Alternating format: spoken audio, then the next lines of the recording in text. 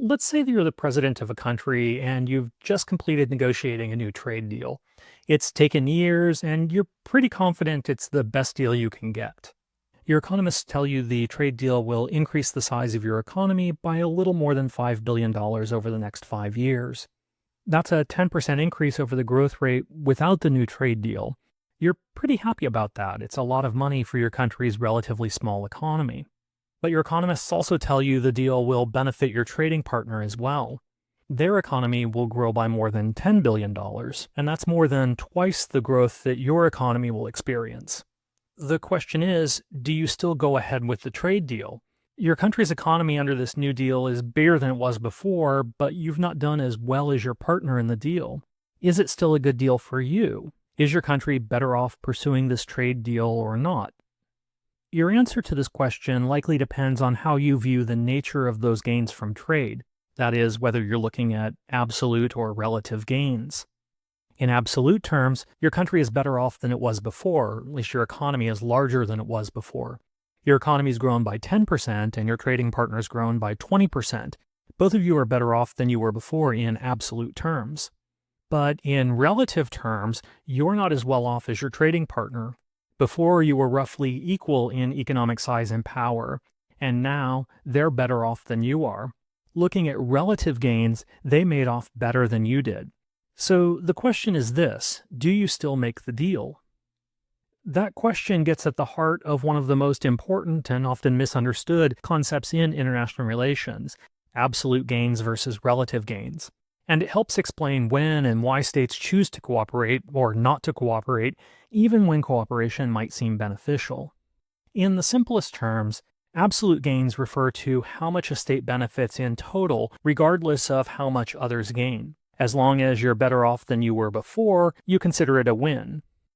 That's the logic behind liberal and neoliberal approaches to international relations. They argue that states can and do cooperate even under conditions of anarchy because mutual benefits are possible.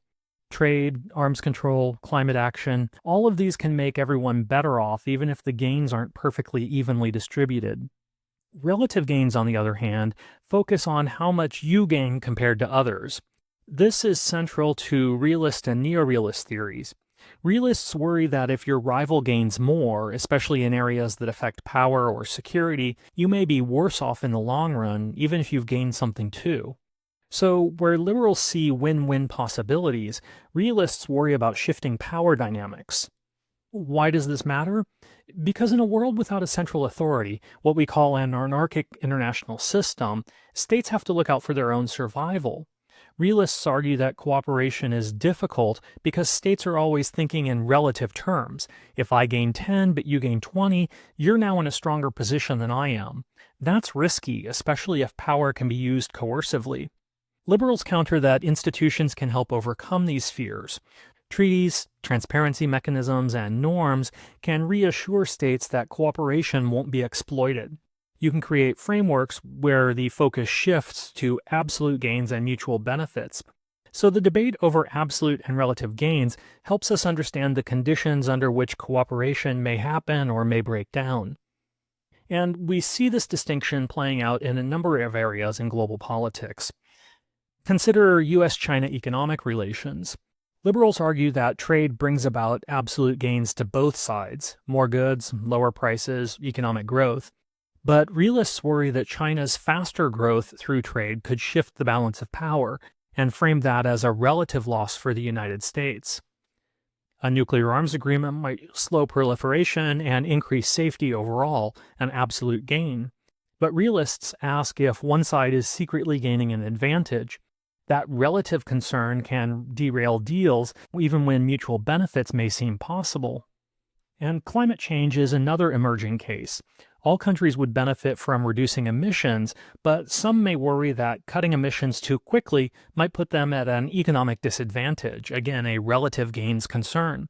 That's why agreements like the Paris Accord rely so heavily on transparency and monitoring. So, whether states pursue cooperation often depends on whether they're thinking in absolute or relative terms. Liberals and neoliberals tend to emphasize absolute gains. If everyone benefits, even if unequally, it's still worth doing. For them, Absolute gains, especially when combined with strong, effective institutions, make cooperation possible. Realists and neorealists, by contrast, worry that unequal gains create new risks, especially when power and security are at stake. For them, relative gains make cooperation risky.